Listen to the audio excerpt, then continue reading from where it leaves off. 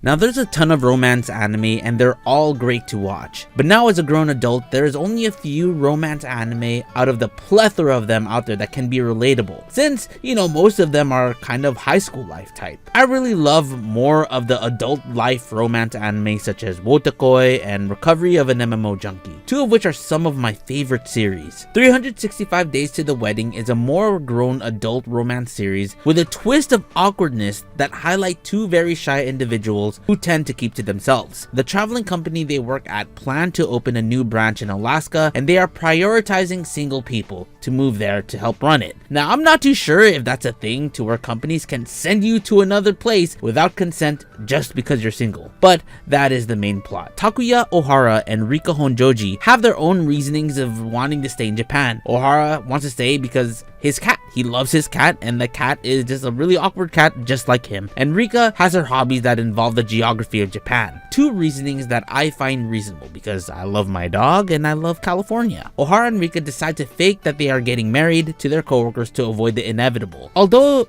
quite a shock to everyone since they don't really interact with each other, they easily accept that they are getting married. The series involves a lot of tie-ins of them having to prove their relationship is legitimate while also learning more and more about each other. They end up starting to grow fond of each other as they introduce pieces of their life to each other. One of my favorite scenes was when Rika went with Ohara to his hometown where he grew up so that they can explain that the relationship and plans of getting married was fake. But you see that their feelings start to slowly grow for each other when they are teaching the kids about the geography and the history of certain parts of Japan. Everyone but Ohara and Rika knew that they liked each other. Another one that was a hella feel-good episode after the many blue ball moments was when Rika was trying to prove to Ohara that she isn't good enough to be with. That she takes him on a hiking trip so she can look at different geological spots that she likes to look at. She thought that Ohara would find her weird and leave, but he ended up sticking around because he enjoyed seeing how much Rika was having fun. And that episode later on leads to certain situations,